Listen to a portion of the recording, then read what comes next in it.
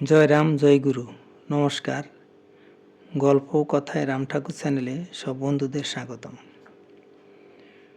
বন্ধুরা, আজকে আমি আপনাদেরকে নাম পাওয়ার আকাঙ্ক্ষা থেকে কিভাবে নাম পাওয়া যায় সে সম্পর্কেই বলছি। শ্রীমতী মাধুরী ভট্টাচার্য এই কাহিনীটি বলেছেন। উনার জেঠিমা শ্রীমতী অনুপমা ভট্টাচার্যের জীবনে এই ঘটনাটি ঘটেছিল। প্রসঙ্গত উল্লেখযোগ্য যে দিদির জ্যাঠামশাইয়ের নাম শ্রী গোবিন্দ ভট্টাচার্য। তিনি ডিব্রুগড়ে রেলওয়ে হাই স্কুলের হেডমাস্টার ছিলেন। তাঁর স্ত্রী সমাজসেবিকা হিসাবে দীর্ঘদিন আসামে সমাজসেবা করেছেন। তখন অবিভক্ত বাংলা। সংসারের জাগতিক নিয়মে বিয়ের পরে তাদের 3 ছেলে জন্মেছে। দিদির জেঠিমা ছোট ছেলেটিকে নিয়ে কিছুদিনের জন্য বাপের বাড়ি বিদ্যাকূটে বেড়াতে চলে আসেন। এদিকে শ্রী শ্রী রাম ঠাকুর কিছুদিনের জন্য আসামের ডিব্রুগড়ে এসেছেন।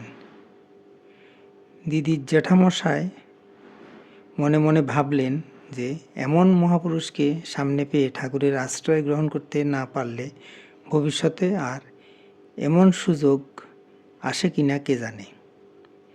এদিকে মনে মনে স্ত্রীর কথাও খুব চিন্তা হচ্ছে, এই জন্য যে দুজনে একসঙ্গে ঠাকুরের নাম গ্রহণ করতে পারলে বেশ ভালো হতো। যা হোক, অনুন্নপায় হয়ে তিনি শ্রী শ্রী ঠাকুর থেকে নাম নিয়ে নিলেন। যথাসময়ে তাঁর স্ত্রী ডিব্রুগড়ে এলেন। তিনি বাড়ি আসার পর দিদি জ্যাঠামশাই সমস্ত কথা খুলে বললেন এবং ওইভাবে নিজে একা একা নাম গ্রহণ করার জন্য স্ত্রীর নিকট অনেক আক্ষেপও জানালেন। তিনি আরও বললেন যে জীবনে এমন শুভ কাজে দেরি হয়ে যাবে বলে অনন্য উপায় হয়েই তিনি ঠাকুরের নাম নিয়েছেন। সেদিন দিদির জেঠিমার নিকট এটা একটা আনন্দ সংবাদ, অথচ নিজে ঠাকুরের নাম গ্রহণ থেকে বঞ্চিত হওয়াতে মনে খুব ব্যথা পেলেন। দিদির জেঠিমা এই ব্যাপারে অনুতপ্ত হয়ে মনে মনে ঠাকুরকে স্মরণ করে বলতে লাগলেন যে আমি এখানে না থাকা অবস্থায় তুমি আমার স্বামীকে নাম দিলে আর আমার ভাগ্য হলো না। এ নিয়ে দিদি জেঠিমার প্রাণে চাপা কষ্ট, অথচ তিনি মুখ ফুটে স্বামীকে কিছু বললেন না। এইভাবে কয়েকদিন যাওয়ার পর দিদির জ্যাঠামশাইয়ের নামে একখানা চিঠি এলো। চিঠিটি লিখেছিলেন শ্রী শ্রী রাম ঠাকুর। ওই চিঠিতে লেখা ছিল, মায়ের জন্য গুরুগর্ভ থেকে এই নাম উত্থিত হয়েছে, মাকে এই নাম দিবেন।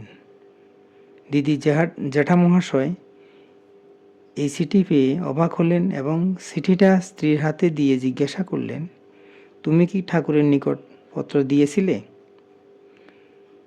দিদি জেঠিমা এই প্রশ্নের উত্তরে স্বামীকে জানালেন যে বাস্তব অর্থে শ্রী শ্রী ঠাকুরের নিকট তিনি কোনো পত্র দেননি, তবে মনে মনে শ্রী শ্রী ঠাকুর থেকে নাম পাবার জন্য আকাঙ্ক্ষিত ছিলেন। দয়াল ঠাকুরের অনন্ত দয়া, তিনি নিজ গুণে কৃপা বিস্তার করে আশ্রয়ভার থেকে শ্রী শরণে আশ্রয় দিলেন। যত ব্যথা সব মুছে গেল। বন্ধুরা, এবার আমি 2টি বেদবাণী থেকে বাণী পড়ে শোনাচ্ছি।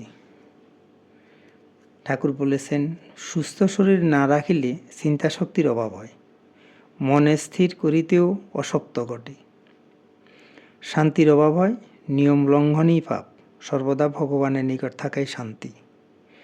ঠাকুর আবার বলেছেন, প্রারব্ধের জন্য উৎকণ্ঠা রাখিতে নাই, সকল অবস্থায় ভোগ গ্রহণ করাই পরম পথ।